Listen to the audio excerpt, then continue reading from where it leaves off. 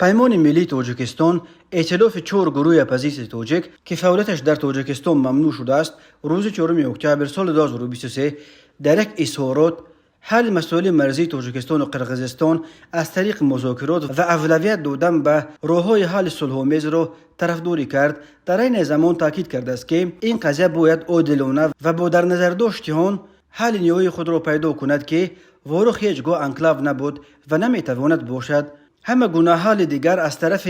ملت تاجیک پذیرفته نخواهد شد. این اظهارات در پی مذاکرات روز 2 اکتبر هیئت‌های تاجیکستان و قرقیزستان به رهبری وزیران امنیت دو کشور سیمومین یتیم و قمچبک توشیف در شهر بادکند است که در پایان آن سند با نام پروتکل 44 به امضا رسید که متن این پروتکل تا حال در یگان جا چاپ نشده است، ولی هم یتیم و هم توشیف اظهار اطمینان کردند که این سند به مسائل مرزی موجوده نقطه گذاشته راه را برای رسیدن به توافق نهایی در مسئله مرزی بین تاجیکستان و قرقیزستان می‌کشاید. برخی رسانه‌های قرقیزی نزدیک به توشیف ادعا کردند که گویا تاجیکستان در جریان این دور مذاکرات از دعواهای قبلی خود در مسئله مرز دست کشیده است. کمیته امنیت ملی و وزارت خارجه تاجیکستان تا حال این ادعاها را درباره گویا از دعواهای زمین‌هایش دست کشیدن دوشنبه را یگان شرح ندادند و رد یا تصدیق نکردند. اما پیمان ملی در اظهاراتش میگوید